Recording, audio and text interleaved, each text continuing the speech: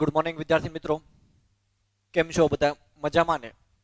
Okay બાળકો, તો આપણું યુનિટ પદાર્થો, ધાતુ અને અધાતુ માં આગળ વધતા પહેલા ગયા લેક્ચરની અંદર જે માહિતીઓ પ્રાપ્ત કરી છે એને એકવાર ઝડપથી યાદ કરી લઈએ, ત્યારબાદ આપણે આપણા લેક્ચરમાં આગળ વધીએ. તો બાળકો, ગયા લેક્ચરની અંદર આપણે મુખ્યત્વે વાત કરી હતી કે ભાઈ એસિડ ના કોઈ પણ ત્રણ નામ, એટલે કે આપણે એસિડ ના ઉદાહરણ જોયા હતા: hydrochloric acid, sulphuric acid, sulphurous acid, carbonic acid. બરોબર? એની અંદર કઈ અધાતુઓ રહેલી છે એની વાત કરી હતી. ભાઈ કાર્બોનિક એસિડ હોય તો એની અંદર કાર્બન, સલ્ફ્યુરિક એસિડમાં સલ્ફર, સલ્ફ્યુરસ એસિડ ની અંદર સલ્ફર, બરોબર, નાઇટ્રિક એસિડમાં નાઇટ્રોજન. આમ અલગ અલગ આપણે વાત કરી હતી. ત્યારબાદ આપણે જોયું હતું બાળકો બેઝ વિશે. તો ભાઈ કોઈ પણ બેઝ ની વાત કરીએ તો ભાઈ સોડિયમ હાઇડ્રોક્સાઇડ, મેગ્નેશિયમ હાઇડ્રોક્સાઇડ, બરોબર, આ બધા શું છે? બેઝ છે. તો બેઝમાં મુખ્યત્વે ધાતુ રહેલી હોય. સોડિયમ હાઇડ્રોક્સાઇડમાં કોણ હોય? તો ભાઈ સોડિયમ. મેગ્નેશિયમ હાઇડ્રોક્સાઇડમાં તો કે ભાઈ મેગ્નેશિયમ હાઇડ્રોક્સાઇડ ની અંદર મેગ્નેશિયમ ધાતુ રહેલી હોય. ક્લિયર? આ આપણે વાત કરી હતી. ત્યારબાદ આપણે ટોપિક જોયો હતો ધાતુનું, ટૂંકમાં ધાતુની પાણી સાથેની પ્રક્રિયા. તો ધાતુ છે એ પાણી સાથે પ્રક્રિયા કરે ત્યારે નિપજ તરીકે શું પ્રાપ્ત થાય? તો એ આપણે જોયું હતું કે ભાઈ ધાતુ છે એ પાણી સાથે પ્રક્રિયા કરે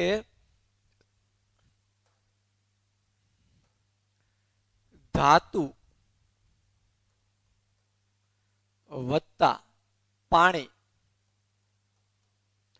તો ધાતુના હાઇડ્રોક્સાઇડ, ધાતુના હાઇડ્રોક્સાઇડ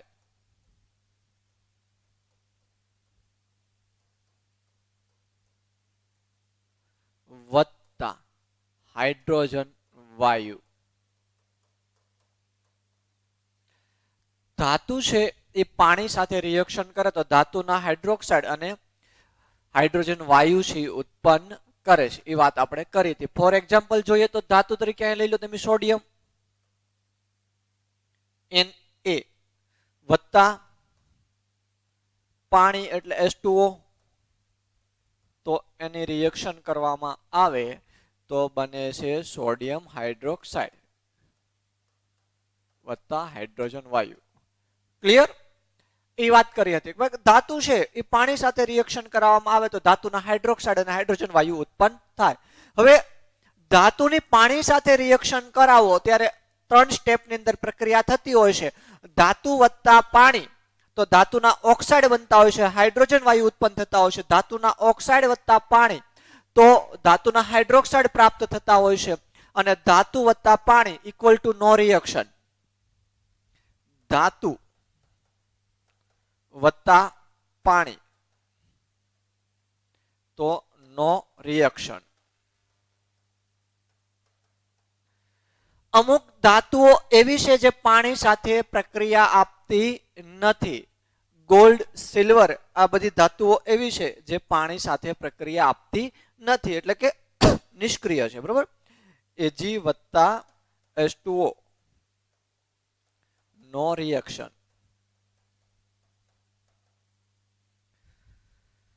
ક્લિયર? કે ભાઈ સિલ્વર, ગોલ્ડ, આ બધી ધાતુઓ છે પાણી સાથે રિએક્શન આપતી નથી. ત્યારબાદ આપણે જોયું હતું અમુક ધાતુઓ છે એ ત્વરિત રીતે ઝડપથી પાણી સાથે પ્રક્રિયા આપે છે. ફોર એક્ઝામ્પલ સોડિયમ અને પોટેશિયમ એ ઝડપથી પ્રક્રિયા આપે છે. અમુક ધાતુઓ છે ઠંડા પાણી સાથે પ્રક્રિયા નથી આપતી પરંતુ ગરમ પાણી સાથે પ્રક્રિયા આપે છે. મેગ્નેશિયમ, તો કેલ્શિયમ છે સોડિયમ અને પોટેશિયમ કરતા ઓછી તીવ્ર રીતે પ્રક્રિયા આપે છે. ક્લિયર? અમુક ધાતુઓ છે એ પાણી સાથે નહીં પરંતુ તેની વરાળ સાથે પ્રક્રિયા આપે છે. એલ્યુમિનિયમ, લોખંડ, આ બધી ધાતુઓ એવી છે જે પાણીની વરાળ સાથે પ્રક્રિયા આપે છે. ક્લિયર? અને અમુક ધાતુઓ પાણી સાથે રિએક્શન આપતી નથી. આટલા મુદ્દાઓ આપણે ગયા લેક્ચરની અંદર જોયા હતા. ઓકે? તો હવે બાળકો નવો મુદ્દો આપણો શરૂ કરવા જઈ રહ્યા છીએ. નવો મુદ્દો છે આપણો કે ભાઈ ધાતુની એસિડ સાથેની રિએક્શન. ધાતુની એસિડ સાથેની પ્રક્રિયા કે ભાઈ ધાતુ છે એની એસિડ સાથે પ્રક્રિયા કરાવવામાં આવે તો નિપજ તરીકે શું પ્રાપ્ત થાય? નિપજ કોને કહેવાય? તો ભાઈ બે પ્રક્રિયકો વચ્ચે પ્રક્રિયા થાય ને અંતે જે પરિણામ મળે તેને નિપજ તરીકે ઓળખવામાં આવે છે. પ્રક્રિયક એટલે જે પ્રક્રિયામાં ભાગ લે છે તેને પ્રક્રિયક તરીકે ઓળખવામાં આવે. ક્લિયર? તો વાત કરીએ ધાતુની એસિડ સાથેની રિએક્શન કરાવવામાં આવે ત્યારે શું પ્રાપ્ત થાય એની વાત.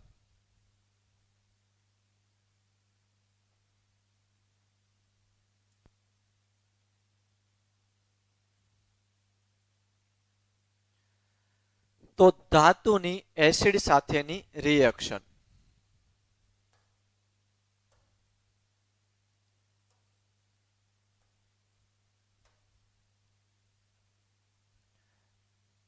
ધાતુની એસિડ સાથેની પ્રક્રિયા.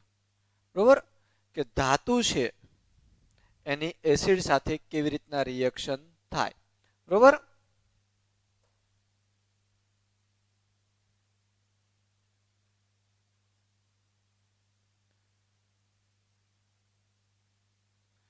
ક્લિયર? ઓકે ભાઈ ધાતુની એસિડ સાથેની કોઈ પણ ધાતુ હોય એની એસિડ સાથે પ્રક્રિયા કરાવવામાં આવે તો જેમ પાણી સાથે એસિડની એક સરખા સમય દરે પ્રક્રિયા નથી થતી એવી જ રીતના દરેક ધાતુ છે એ દરેક અલગ અલગ પ્રકારના એસિડ સાથે અલગ અલગ પ્રકારની રિએક્શન આપે છે. ક્લિયર? કોઈના એસિડ સાથે કોઈ ધાતુ છે એસિડ સાથે ઝડપથી પ્રક્રિયા આપે છે, કોઈ ધાતુ છે એ એસિડ સાથે મધ્યમ દરે પ્રક્રિયા આપે છે, જ્યારે અમુક એસિડ સાથે અમુક ધાતુઓ છે રિએક્શન આપતી નથી. અહીંયા ધાતુની એસિડ સાથેની પ્રક્રિયા એટલે એસિડ છે એને મંદ ગણવાનું છે. ભાઈ મંદ એસિડ કોને કહેવાય? મંદ એસિડ કોને કહેવામાં આવે? શું મંદ એસિડ? તો મંદ એસિડ એટલે પાણી વત્તા એસિડ, પાણી વત્તા એસિડ. એમાં મોટો ભાગ કોનો રહેલો હોય? પાણીનો રહેલો હોય અને ઓછા પ્રમાણની અંદર એસિડ રહેલું હોય તેને મંદ એસિડ તરીકે ઓળખવામાં આવે છે. રિપીટ અગેન, મંદ એસિડ કોને કહેવાય અને સ્ટ્રોંગ એસિડ કોને કહેવાય? સ્ટ્રોંગ એસિડ એટલે સાંદ્ર એસિડ. સાંદ્ર એસિડ. તો સાંદ્ર એસિડમાં પણ પાણી વત્તા એસિડ હોય, પરંતુ માની લો મંદમાં 95% કે 90% જેટલું પાણી અને 10% જેટલું એસિડ હોય. સ્ટ્રોંગ એસિડમાં 10 થી 5% જેટલું પાણી હોય અને 90-95% જેટલું શું હોય? એસિડનો ભાગ રહેલો હોય. ટૂંકમાં એસિડનું પ્રમાણ વધારે હોય તો સાંદ્ર હોય અને પાણીનું પ્રમાણ વધારે હોય તો મંદ એસિડ. ક્લિયર? તો મંદ એસિડ અને સાંદ્ર એસિડની તમને કોઈ પ્રશ્ન ઉદ્ભવ પહેલા જ એનો તમને આન્સર આપી દીધો કે ભાઈ સાંદ્ર એસિડ કોને કહેવાય ને મંદ એસિડ કોને કહેવાય. બરોબર? મંદ એસિડને ડાયલ્યુટ એસિડ તરીકે ઓળખવામાં આવે છે અને સાંદ્ર એસિડને સ્ટ્રોંગ એસિડ તરીકે ઓળખવામાં આવે છે. તો ધાતુની જ્યારે એસિડ સાથે પ્રક્રિયા કરાવવામાં આવે ત્યારે નિપજ તરીકે ક્ષાર તો બધાએ જોયો છે અને હાઇડ્રોજન વાયુ છે પ્રાપ્ત થાય છે. રિપીટ અગેન, 1 માર્કની અંદર મહત્વનો પ્રશ્ન બની રહે કે એસિડ અને ધાતુ વચ્ચે પ્રક્રિયા થાય ત્યારે નિપજ તરીકે શું પ્રાપ્ત થાય છે? અહીંયા ધાતુની એસિડ સાથેની પ્રક્રિયા એટલે કયા એસિડની વાત થાય છે? મંદ એસિડની વાત થાય છે. સ્ટ્રોંગ એસિડની વાત થતી નથી. બરોબર? ડાયલ્યુટ એસિડની વાત થાય છે. તો ધાતુની જ્યારે એસિડ સાથે રિએક્શન કરાવો ત્યારે ધાતુ એસિડ સાથે રિએક્શન કરી નિપજ તરીકે ક્ષાર અને હાઇડ્રોજન વાયુ આપે છે. ફરી વખત મિક્સ નો થાય. ધાતુની પાણી સાથે પ્રક્રિયા હતી તો ત્યાં ક્ષાર ઉત્પન્ન થતો નહોતો. ત્યાં શું થતું હતું? ધાતુના હાઇડ્રોક્સાઇડ બનતા હતા. ધાતુ હાઇડ્રોક્સાઇડ અને વત્તા હાઇડ્રોજન વાયુ. બરોબર?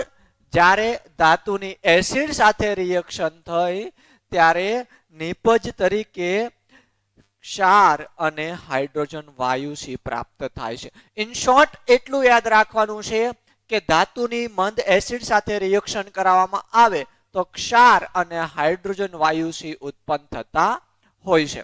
આપણે અમુક ઉદાહરણ થકી એને સમજીએ કેવી રીતના અમુક ઉદાહરણ જોઈએ અને ખ્યાલ આવે કે ભાઈ કેવી રીતના રિએક્શન થાય છે અને એની પ્રોસેસ. બરોબર,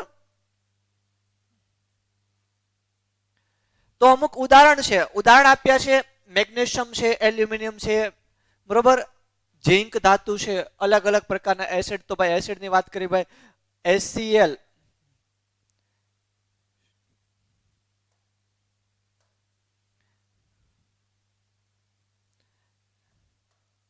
HCl એટલે હાઇડ્રોક્લોરિક એસિડ, H2SO4 એટલે સલ્ફ્યુરિક એસિડ, H2SO4 એટલે સલ્ફ્યુરિક એસિડ, સોરી S3 આવે, બરોબર, સલ્ફ્યુરસ એસિડ, SNO3 એટલે થાય નાઇટ્રિક એસિડ. ક્લિયર?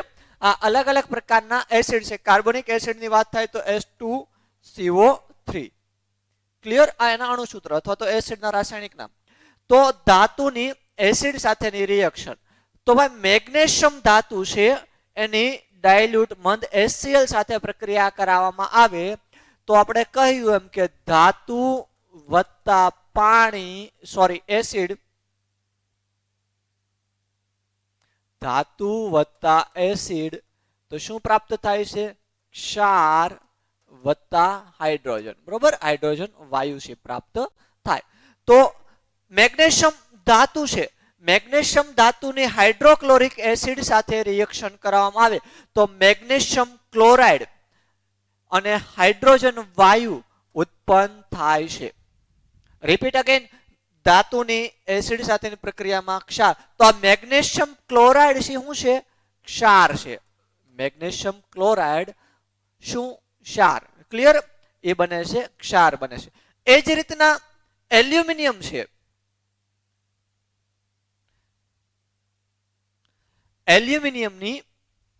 એલ્યુમિનિયમ ધાતુ છે, એલ્યુમિનિયમની હાઇડ્રોક્લોરિક એસિડ સાથે રિએક્શન કરાવવામાં આવે તો એલ્યુમિનિયમ ક્લોરાઇડ સી ક્ષાર પ્રાપ્ત થાય છે અને સાથોસાથ હાઇડ્રોજન વાયુ સી ઉત્પન્ન થાય છે.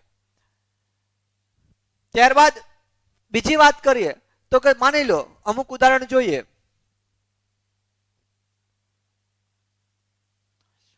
હાઇડ્રોક્લોરિક એસિડ સાથેના બીજા ઉદાહરણ જોઈએ. માની લો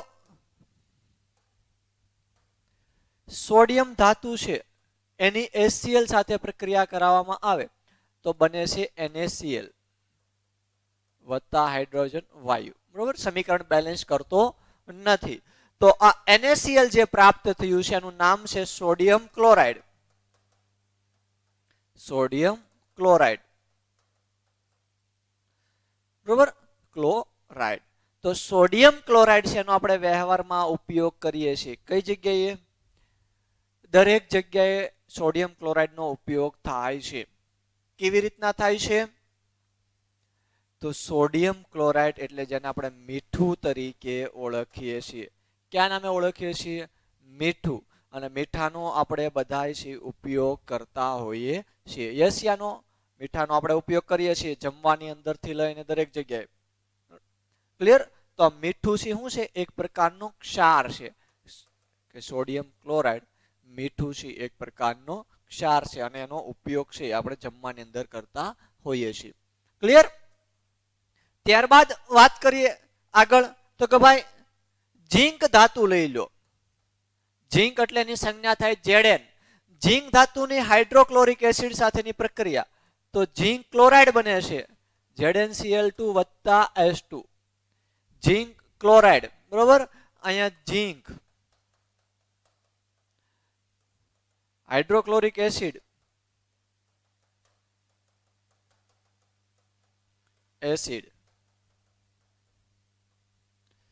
તો નિપજ તરીકે ઝિંક ક્લોરાઇડ.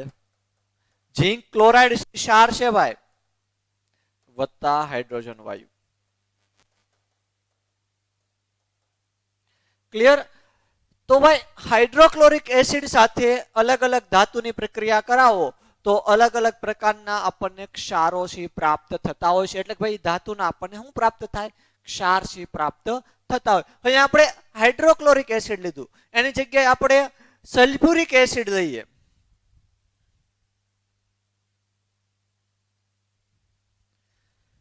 તો સલ્ફ્યુરિક એસિડ, એસિડ બદલાઈ ગયું. જો ધાતુ એને એસિડ બદલાઈ ગયું.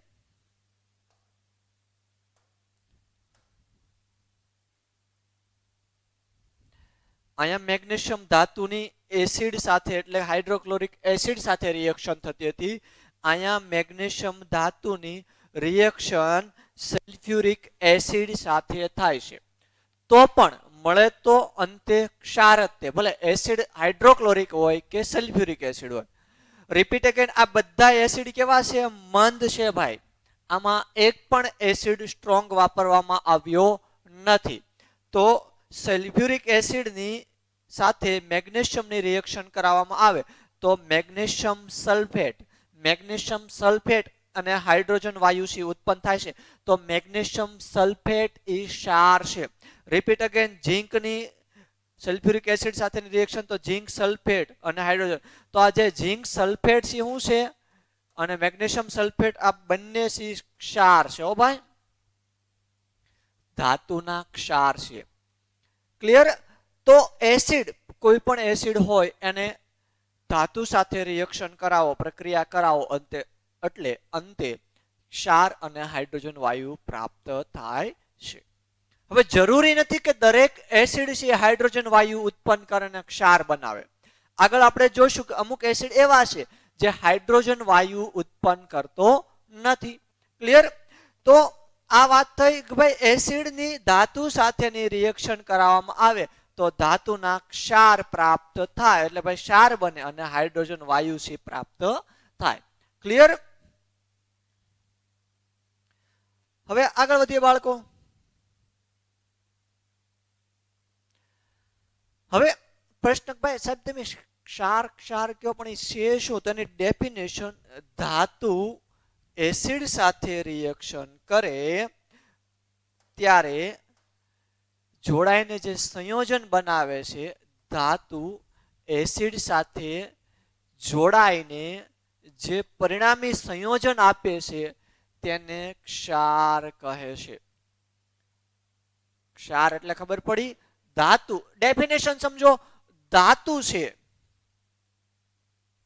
આ ધાતુ એસિડ સાથે જોડાઈને એટલે ધાતુ વત્તા એસિડ આ બંને જોડાયા એટલે બંને વચ્ચે પ્રક્રિયા થઈ. બંને વચ્ચે પ્રક્રિયા થશે એટલે અંતે કંઈક નવી નિપજ પ્રાપ્ત થશે એટલે એ નવું સંયોજન બનશે. સંયોજન થવું એટલે જોડાવું, બરોબર? તો નવું કંઈક નવું સંયોજન બને એ શું બને? તો ધાતુ એસિડ સાથે જે જોડાઈને નવું જે સંયોજન બનાવે છે તેને ક્ષાર કહે છે. તો હું આ ક્ષાર. ક્લિયર? તો આ નવું બન્યું શું છે? સંયોજન. આને પ્રક્રિયક કહેવાય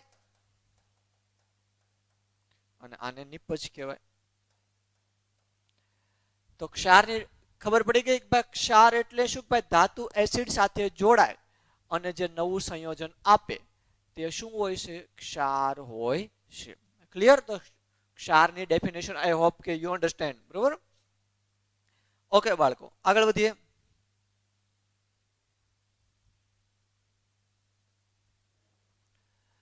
હવે કહ્યું એમ કે દરેક એસિડ છે, આપણે એમ કહ્યું ને કે ભાઈ ધાતુ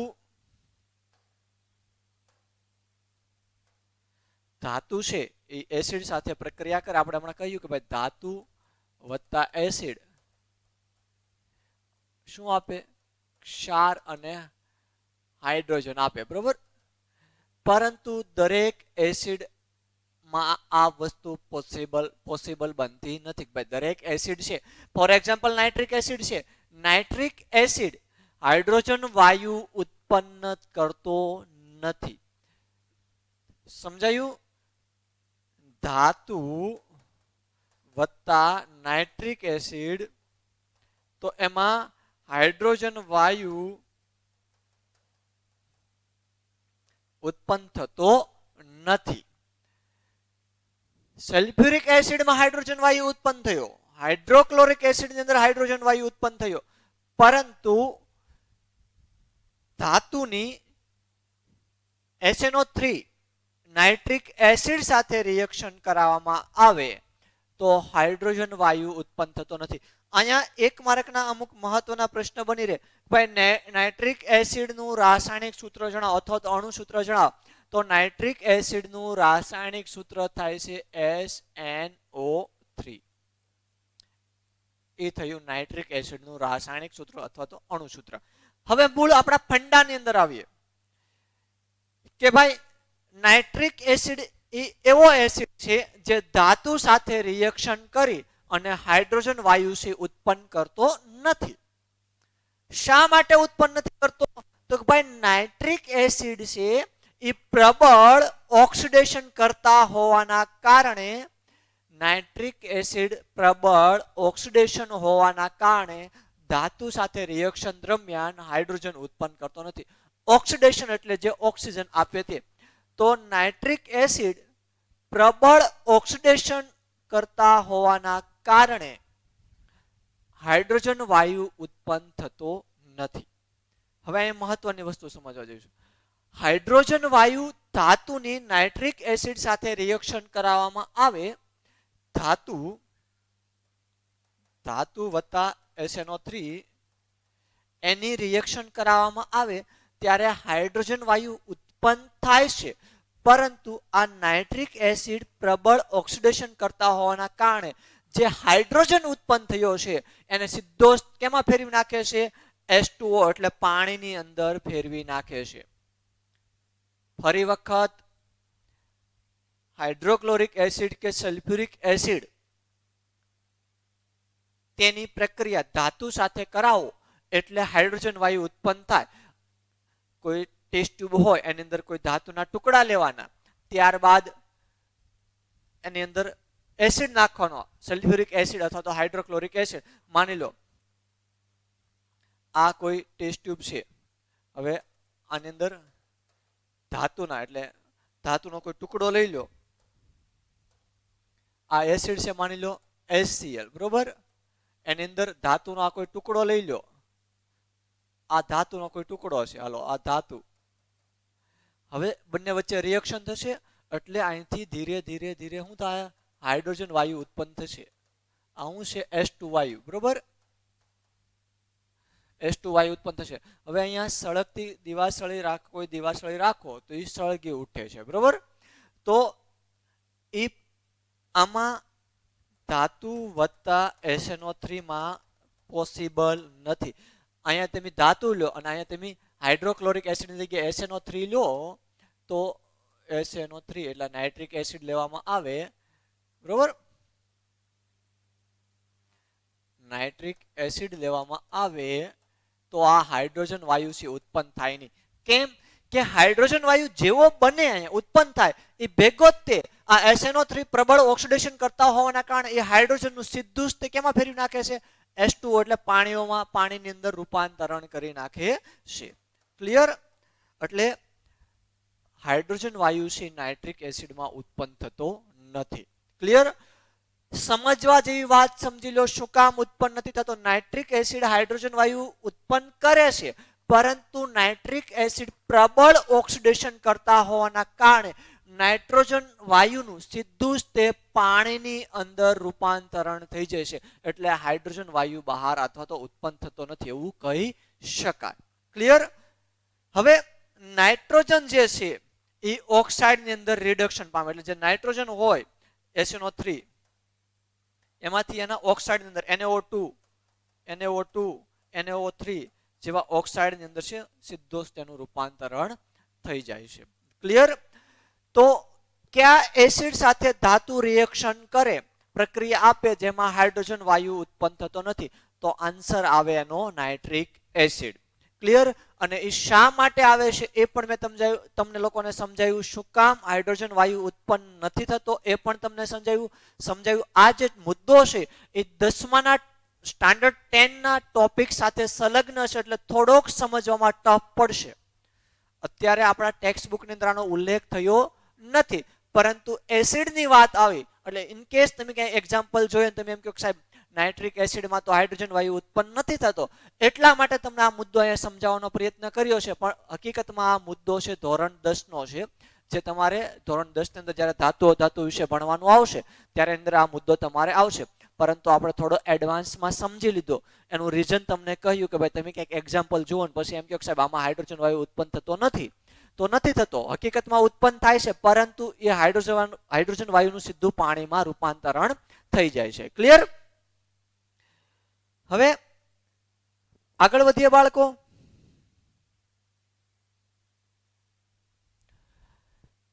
તો સાહેબ નાઇટ્રિક એસિડ છે એમાં શું હાઇડ્રોજન વાયુ ઉત્પન્ન થાય નહીં? તો બે ધાતુઓ એવી છે, કેટલી? બે ધાતુઓ એવી છે જે નાઇટ્રિક એસિડ સાથે રિએક્શન કરીને હાઇડ્રોજન વાયુ ઉત્પન્ન કરે છે. Repeat again. બે ધાતુઓ એવી છે જે નાઇટ્રિક એસિડ સાથે રિએક્શન કરીને હાઇડ્રોજન વાયુ ઉત્પન્ન કરે છે. કઈ બે ધાતુ છે? તો ખાસ નોટ કરી લેજો, એ બે ધાતુ છે મેગ્નેશિયમ અને મેંગેનીઝ. કઈ? મેગ્નેશિયમ અને મેંગેનીઝ. મેગ્નેશિયમ એટલે Mg અને Mn. આ બે ધાતુઓ એવી છે જે નાઇટ્રિક એસિડ એટલે કે SNO3 સાથે પ્રક્રિયા કરીને હાઇડ્રોજન વાયુ ઉત્પન્ન કરે છે. પરંતુ એના માટે શરત એ છે કે એના ઉપયોગમાં લેવાયેલો જે નાઇટ્રિક એસિડ છે, આ નાઇટ્રિક એસિડ વેરી એટલે ઘણો મંદ હોવો જોઈએ. કેવો? ઘણો મંદ. ઘણા મંદની ડેફિનેશનમાં માની લો તમે 100% માંથી 99% પાણી અને 1% SNO3 એસિડ લેવામાં આવે એટલે ઘણું મંદ થઈ ગયું. વાત સમજાણી? 100% પાણી અને 1% SNO3 એટલે એકદમ મંદ એસિડ થયો. એકદમ મંદ એસિડ જ્યારે લેવામાં આવે નાઇટ્રિક, કયો એસિડની વાત થાય છે? નાઇટ્રિક એસિડની. ઘણો મંદ જ્યારે નાઇટ્રિક એસિડ લેવામાં આવે ત્યારે હાઇડ્રોજન વાયુ મેગ્નેશિયમ અને મેંગેનીઝ નામની બે ધાતુઓની સાથે રિએક્શન કરાવો ત્યારે હાઇડ્રોજન વાયુ છે ઉત્પન્ન થાય છે. ખાલી મંદ નહીં, ખાલી મંદમાં પણ હાઇડ્રોજન ઉત્પન્ન થશે નહીં. ઘણો મંદ લેવાનો છે. ઘણો એટલે કેટલો? માની લો તમારી પાસે 100 ટેસ્ટ ટ્યુબ હોય, એમાંથી 99 ટેસ્ટ ટ્યુબ પાણીની હોય અને એક ટેસ્ટ ટ્યુબ SNO3 ની હોય. એ સમયે તમે મેગ્નેશિયમ અથવા તો મેંગેનીઝની પ્રક્રિયા SNO3 સાથે કરો ત્યારે તમને હાઇડ્રોજન વાયુ ઉત્પન્ન થતો મળે છે. ક્લિયર? તો એવી બે ધાતુઓ છે કે જે મેગ્નેશિયમ અને મેંગેનીઝ જે ઘણા મંદ નાઇટ્રિક એસિડ સાથે હાઇડ્રોજન વાયુ ઉત્પન્ન કરે છે. બરોબર? એમાંથી એક ઇક્વેશન તમને બતાવવાનો પ્રયત્ન કર્યો છે. ભાઈ મેગ્નેશિયમ ધાતુ છે એની નાઇટ્રિક એસિડ સાથે પ્રક્રિયા કરવામાં આવે એટલે નાઇટ્રિક એસિડમાં તમારે લખવું પડે ઘણું મંદ. બરોબર? આગળ ઘણું મંદ એવું લખવું પડે ત્યારે મેગ્નેશિયમ નાઇટ્રેટ અને હાઇડ્રોજન વાયુ છે એ ઉત્પન્ન થાય છે. એવી જ રીતના Mn માં પણ થઈ શકે. બરોબર? મેંગેનીઝ છે Mn માં પણ આ જ પ્રોસેસ થઈ શકે. ક્લિયર? એટલે આ બે ધાતુઓ છે નાઇટ્રિક એસિડ સાથે રિએક્શન આપે છે. બરોબર? હવે અમુક ધાતુઓ એવી છે જેને ગરમ કરવામાં આવે, ફોર એક્ઝામ્પલ કોપર, સિલ્વર અને ગોલ્ડ ધાતુને ગરમ કરતા પણ મંદ હાઇડ્રોક્લોરિક સાથે એસિડ સાથે પ્રક્રિયા કરતી નથી.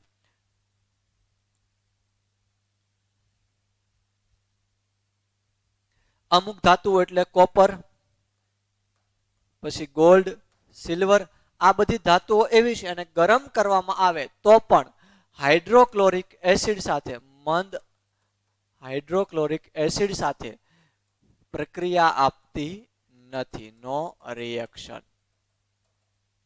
ક્લિયર? નો રિએક્શન. કે ભાઈ કોપર, ગોલ્ડ, સિલ્વર ધાતુ મંદ હાઇડ્રોક્લોરિક એસિડ સાથે રિએક્શન આપતી નથી. શું કામ રિએક્શન નથી આપતી? એના માટે 9-10 ની અંદર તમારે આવશે કઈ ધાતુઓ કેટલી કોનાથી સક્રિય છે. તો એમાં જે સક્રિય ધાતુઓ છે એ ઝડપથી પ્રક્રિયા આપે, જે સક્રિય ધાતુઓ નથી એ ઝડપથી પ્રક્રિયા આપતી નથી.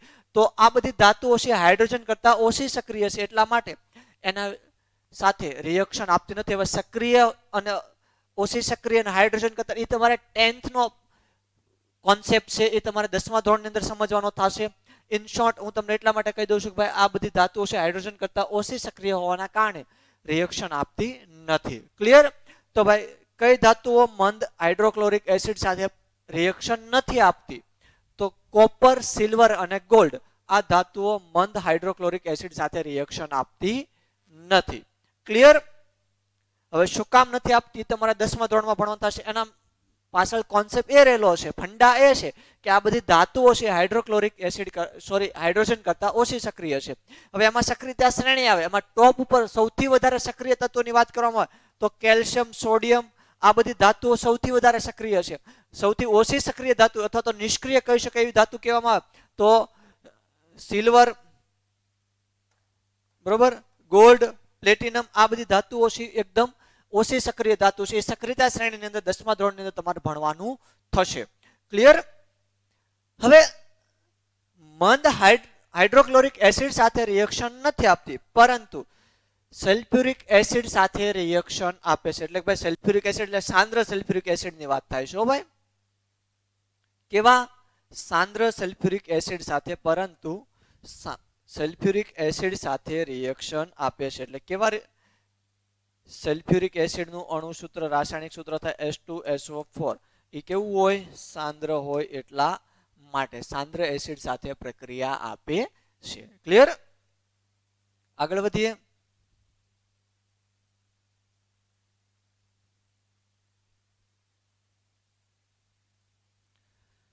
હવે અહીંયા તમને બતાવવાનો પ્રયત્ન કર્યો છે કે ધાતુ છે, ધાતુ કઈ છે?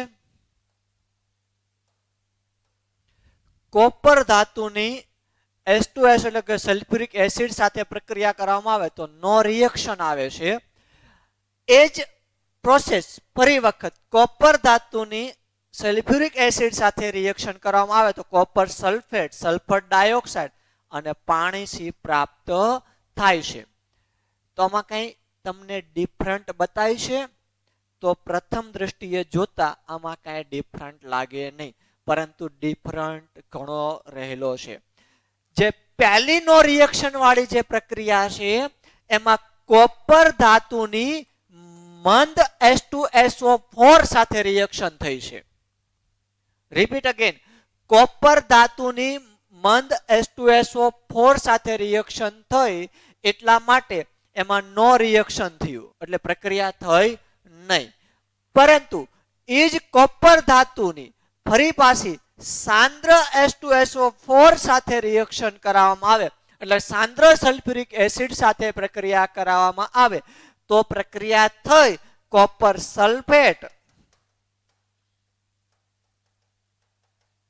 અને સલ્ફર ડાયોક્સાઇડ SO2 અને પાણી સી બનતું હોય છે. ક્લિયર? તો જે તમને ડિફરન્ટ જ્યાં બતાવ્યો કે એક મંદ સલ્ફ્યુરિક એસિડ હતું અને એક સાંદ્ર સલ્ફ્યુરિક એસિડ હતું, તો કોપર મંદ સલ્ફ્યુરિક એસિડ સાથે રિએક્શન ના આપી, પરંતુ સાંદ્ર સલ્ફ્યુરિક એસિડ સાથે રિએક્શન આપી. ક્લિયર? ઓકે બાળકો, આગળ વધીએ. તો આ વાત થઈ બાળકો ધાતુની એસિડ સાથેની રિએક્શનની. અલગ અલગ ધાતુઓ છે, અલગ અલગ પ્રકારના એસિડો સાથે રિએક્શન આપે અને અમુક ધાતુઓ છે અમુક પ્રકારના એસિડ સાથે રિએક્શન નથી પણ આપતી. ફરી પાછી અમુક ધાતુઓ છે ઘણા મંદ એસિડ સાથે રિએક્શન આપે પણ છે. ઓકે, હવે બાળકો આવે છે અધાતુની એસિડ સાથેની રિએક્શન. અધાતુની એસિડ સાથેની પ્રક્રિયા કે ભાઈ અધાતુ છે એની એસિડ સાથે પ્રક્રિયા કરવામાં આવે તો શું નિપજ પ્રાપ્ત થાય? તો અધાતુની એસિડ સાથે પ્રક્રિયા થતી નથી. આપણે જેમ કહ્યું એમ કે ભાઈ પાણી સાથે અધાતુઓ પ્રક્રિયા આપતી નથી, એવું જ કંઈક આમાં થાય છે કે અધાતુઓ છે, અધાતુ એ એસિડ સાથે પ્રક્રિયા આપતી નથી. એટલે કે ભાઈ અધાતુ વત્તા એસિડ તો નો રિએક્શન. બરોબર? એની સાથે પ્રક્રિયા થતી નથી. એમાં એક એક્ઝામ્પલ આપ્યું છે તો સલ્ફર, તો ભાઈ સલ્ફર છે એ અધાતુની અંદર આવે. સલ્ફરની હાઇડ્રોક્લોરિક એસિડ સાથે પ્રક્રિયા કરવામાં આવે તો શું થાય? નો રિએક્શન, પ્રક્રિયા થતી નથી. ભાઈ સલ્ફરની હાઇડ્રોક્લોરિક એસિડ સાથે રિએક્શન કરો તો એમાં પ્રક્રિયા થતી નથી. ઇન શોર્ટ, અધાતુઓ છે એ એસિડ સાથે પ્રક્રિયા આપતા નથી. ક્લિયર?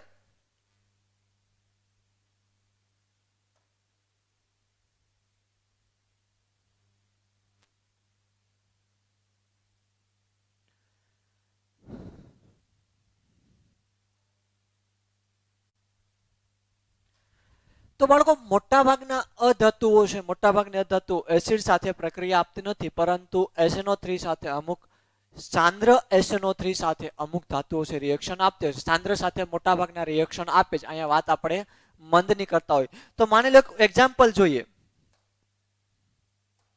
કે ભાઈ સલ્ફર છે એની SNO3 સાથે પ્રક્રિયા કરાવવામાં આવે, સલ્ફરની SNO3 સાથે પ્રક્રિયા કરવામાં આવે તો સલ્ફ્યુરિક એસિડ બને છે વત્તા નાઇટ્રોજન ડાયોક્સાઇડ ને વત્તા પાણી, એટલે એના ઓક્સાઇડ અને પાણી સી પ્રાપ્ત થતા હોય છે. ઇક્વેશન બેલેન્સ કર્યું નથી, બરોબર? તો ભાઈ આની સલ્ફરની સાંદ્ર એસિડ સાથે રિએક્શન કરાવતા સલ્ફ્યુરિક એસિડ, નાઇટ્રોજન, એના ઓક્સાઇડ અને પાણી સી ઉત્પન્ન થતું હોય છે. ક્લિયર? કે ભાઈ મંદ HCl સાથે એટલે મંદ એસિડ સાથે પ્રક્રિયા ન આપે અધાતુઓ પણ, પરંતુ સાંદ્ર એસિડ સાથે સી પ્રક્રિયા આપતી હોય છે. એટલે ભાઈ સાંદ્ર SNO3 સાથે રિએક્શન કરાવો તો એના ધાતુના ઓક્સાઇડ અને પાણી સી પ્રાપ્ત થતું હોય છે. બધામાં પોસિબલ હોય જરૂરી નથી. ક્લિયર બાળકો? ઓકે બાળકો, તો આપણા લેક્ચરને અહીં સુધી રાખીએ. આજના લેક્ચરમાં આપણે મુખ્યત્વે જે વાત કરી એ વાત કરી ધાતુની એસિડ સાથેની પ્રક્રિયા અને અધાતુની એસિડ સાથેની પ્રક્રિયા. હવે એને ધાતુ એસિડ સાથે પ્રક્રિયા, ધાતુની એસિડ સાથે પ્રક્રિયા કરવામાં આવે તો ધાતુ વત્તા એસિડ બરાબર ક્ષાર અને હાઇડ્રોજન વાયુ ઉત્પન્ન થાય, બરોબર? એમાં SNO3 એસિડ છે દરેક ધાતુ સાથે હાઇડ્રોજન વાયુ આપતો નથી, પરંતુ બે ધાતુ એવી છે જેની સાથે ઘણો મંદ SNO3 પ્રક્રિયા છે કરી અને મંદ SNO3 છે પ્રક્રિયા કરી અને હાઇડ્રોજન વાયુ છે ઉત્પન્ન કરે છે. તો એમાં બે ધાતુમાં મેંગેનીઝ અને મેગ્નેશિયમ, બરોબર? ત્યારબાદ આપણે વાત કરી અધાતુ. અધાતુઓ છે એસિડ સાથે રિએક્શન કરી અને કોઈ પણ પ્રક્રિયા આપતું નથી. આ મૂળ આજના લેક્ચરનો ફંડા હતો, બરોબર? બાકી આપણે ઉદાહરણને બધું જોયું હતું. ક્લિયર? તો બાળકો આજના લેક્ચરમાંથી કેવા પ્રશ્નો આવી શકે? તો પહેલો પ્રશ્ન એવો આવે કે ધાતુની એસિડ સાથેની રિએક્શનના કોઈ પણ 5 ઉદાહરણ આપો. 1 માર્કની અંદર પ્રશ્ન જોવા જઈએ તો ધાતુની એસિડ સાથે પ્રક્રિયા થતા અંતે નિપજ શું પ્રાપ્ત થાય? તો શું પ્રાપ્ત થાય? ક્ષાર અને હાઇડ્રોજન વાયુ, બરોબર? પછી ત્યારબાદ અધાતુની એસિડ સાથે રિએક્શન કરાવવામાં આવે તો શું નિપજ પ્રાપ્ત થાય? તો અધાતુની એસિડ સાથે કોઈ પણ પ્રક્રિયા થતી નથી. ક્લિયર? ત્યારબાદ એવી કઈ બે ધાતુઓ છે જે ઘણા મંદ SNO3 સાથે રિએક્શન આપી અને હાઇડ્રોજન વાયુ ઉત્પન્ન કરે, બરોબર? આવા બધા અલગ અલગ પ્રકારના પ્રશ્નો છે તમારી સામે આ ટોપિકોમાંથી આવી શકે. તો બાકીના જે ટોપિક છે આપણે નેક્સ્ટ લેક્ચરની અંદર આગળ વધારશું. આપણા લેક્ચર અહીં સુધી રાખીએ છીએ. Thank you very much.